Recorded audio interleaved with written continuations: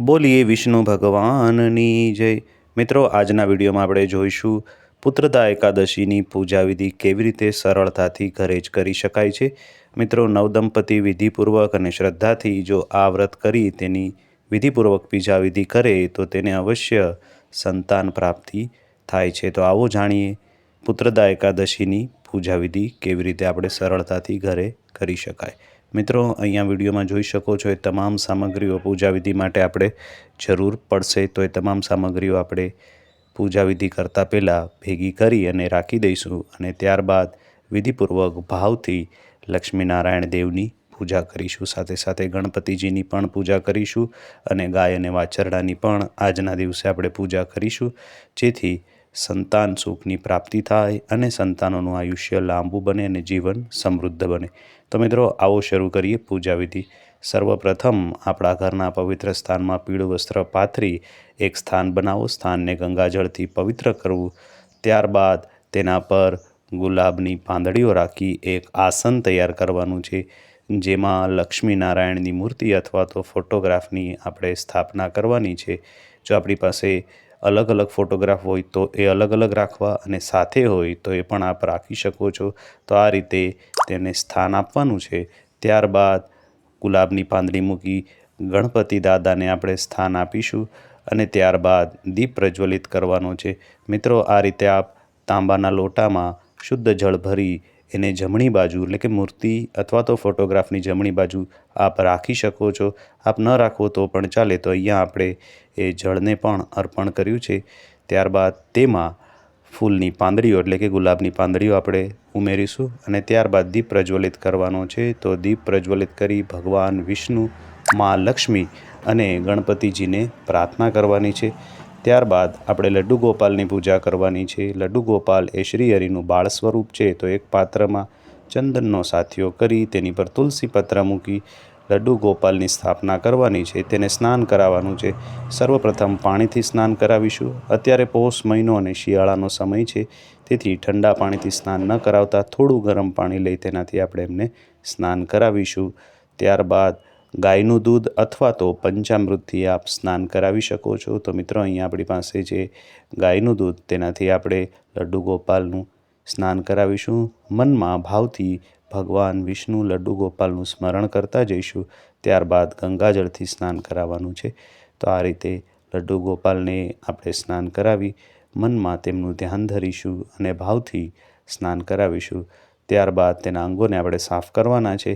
તો મિત્રો, આ રીતે ભાવથી લડ્ડુ ગોપાલ શ્રીહરિનું બાળ સ્વરૂપને આપણે એના અંગોને સ્વચ્છ કરીશું અને એક પણ અંગ રહી ન જાય એનું પણ આપણે ખાસ ધ્યાન રાખવાનું છે. અને જે અહીંયા પાણી આપણી પાસે વધ્યું છે દૂધ મિશ્રિત, તેને તુલસી ક્યારે આપણે અર્પણ કરી દઈશું. ત્યારબાદ આપણી પાસે જો અત્તર હોય તો અત્તરથી તેના અંગોને ચોળીશું અથવા તો ગાયનું ઘી હોય તેનાથી પણ આપણે અંગોને ચોળી શકીએ છીએ. તો આ રીતે આપણે લડ્ડુ ગોપાલના અંગોને ચોળવાના છે. શિયાળાનો સમય છે, તેથી તેને ગરમ વસ્ત્રો પણ આપણે પહેરાવીશું. તો અહીંયા આપણી પાસે એ ગરમ વસ્ત્રો તેના માટે તૈયાર છે. તો તેના માટે ગરમ વસ્ત્રો આપણે એમને પહેરાવી દઈએ. તેને પણ આસન આપી ગરમ આસન આપણે આપેલું છે અને વસ્ત્રો પહેરાવી ઉપર આપણે ટોપો પહેરાવશું, જેથી કરીને ઠંડીથી તેમને પણ રક્ષણ મળે. મિત્રો, ત્યારબાદ ગુલાબ અર્પણ કરી ગાય અને વાછરડાને પણ આપણે સ્થાપિત કરીશું. ગાયની પૂજા વિધિ આ પૂજા વિધિમાં ખાસ છે, તેથી તેની પણ ગાય અને વાછરડાની પણ આપણે સ્થાપના કરી છે. હવે ગંગાજળથી ગણપતિજી, લક્ષ્મીનારાયણ, લડ્ડુ ગોપાલ અને ગાયને આપણે સ્નાન કરાવીશું અને આ રીતે જનોઈ અર્પણ કરવાની છે. બોલીએ ગણપતિ મહારાજની જય. ત્યારબાદ તેને ચાંદલો કરીશું અને ત્યારબાદ ચોખા નહીં લેતા આપણે તલનો ઉપયોગ કરી, કારણ કે એકાદશીનો દિવસ છે, આપણે ચોખાનો ઉપયોગ નહીં કરીએ તો તલથી આપણે એમને ચાંદલો કરી આ કુમકુમ તિલક કરીશું. ત્યારબાદ શ્રીહરિ અને લક્ષ્મી દેવી અહીંયા આપણે ફૂલ અને દુર્વા ઘાસ ગણપતિજીને અર્પણ કર્યા છે. ત્યારબાદ નાળાછડી અને જનેઈ શ્રીહરિ લક્ષ્મીનારાયણને આપણે અર્પણ કરીશું. તેને પણ કુમકુમ તિલક કરીશું. તો આ રીતે ભાવથી આજની પૂજા વિધિ આપણે કરીશું. લડ્ડુ ગોપાલને કુમકુમ તિલક, ગાય અને વાછરડાને પણ આપણે કુમકુમ તિલક કરીશું. તો મિત્રો, આ રીતે પૂજા વિધિ આપ ભાવથી કરશો તો એનું અવશ્ય ફળ આપણને પ્રાપ્ત થાય છે. આ રીતે તાંબાના પાત્રમાં જળને પણ આપણે કુમકુમ તિલક કરીશું અને ભાવથી પૂજા વિધિ આપણે કરતા જઈશું. ત્યારબાદ તેમાં પણ તલને અર્પણ કરીશું. દીપની પણ પૂજા કરીશું આપણે. ત્યારબાદ વસ્ત્ર અર્પણ કરીશું ગાયને અને ત્યારબાદ ફૂલ અર્પણ કરવાના છે. તો અહીંયા પીળા પુષ્પ શ્રી હરિને અર્પણ કરવાના છે, કારણ કે તેમને પીળો રંગ અત્યંત પ્રિય છે અને પીળો રંગ શ્રી હરિના પ્રિય રંગ હોવાથી તેને પીળા પુષ્પ આપણે અર્પણ કરીશું. લક્ષ્મી દેવીને આપણે ગુલાબનું ફૂલ અર્પણ કરીશું. ત્યારબાદ લડ્ડુ ગોપાલને પુષ્પ અર્પણ કરશું. બોલો લડ્ડુ ગોપાલની જય. ત્યારબાદ ગૌ માતાને પુષ્પ અર્પણ કરી અને ભોગ અર્પણ કરવાનો છે. તો મિત્રો અહીંયા દીપને પણ આપણે પુષ્પ અર્પણ કર્યા છે. સૂકા મેવાનો ભોગ ગણપતિજીને આપણે અર્પણ કરવાનો છે. તો આ રીતે ભાવથી સૂકા મેવાનો ભોગ અને જળ, જેમાં આપણે તુલસી પત્ર મૂકીશું. તો તુલસી પત્ર અહીંયા આપણે શ્રી હરિને અર્પણ કરેલું છે, કારણ કે તેમને તુલસીજી પ્રિય છે. અને ત્યારબાદ લાડુનો પ્રસાદ એ આપણે શ્રી હરિને અર્પણ કરવાનો છે. તો ત્યારબાદ મિશ્રી અર્પણ કરવાની છે, જે લડ્ડુ ગોપાલ અને શ્રી હરિને અર્પણ કરીશું. ત્યારબાદ જળ અર્પણ કરીશું. બોલીએ લક્ષ્મીનારાયણ દેવની જય. અને ત્યારબાદ તુલસીપત્ર એમાં આપણે અર્પણ કરવાના છે. તો તુલસીપત્ર અર્પણ કરીએ મિશ્રીમાં, લાડુમાં અને જલમાં. મિત્રો ભોગનું અર્પણ કરવા, ગ્રહણ કરવા ભગવાનને આહવાન આપણે કરવાનું છે.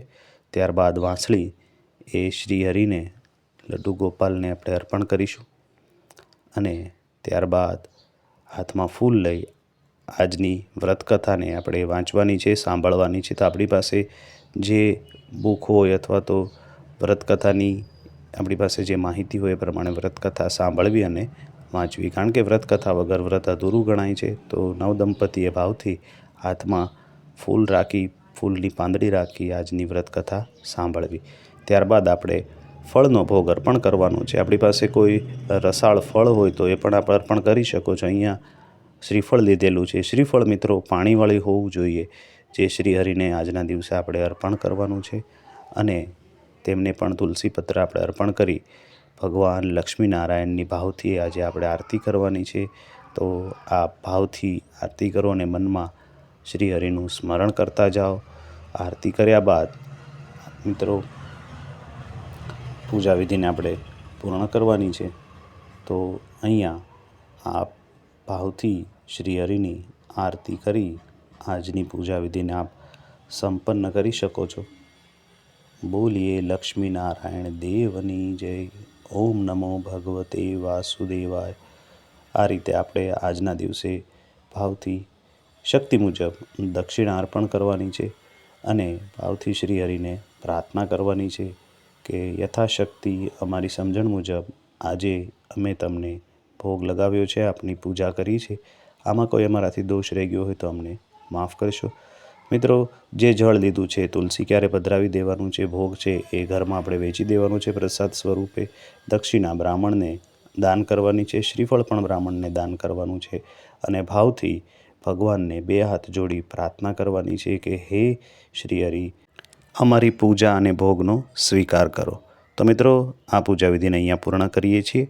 આપને આ પૂજા વિધિ કેવી લાગી એ જરૂરથી કોમેન્ટમાં લખીને એમને કહેજો. આપ સૌને અમારી ચેનલના જય શ્રી કૃષ્ણ.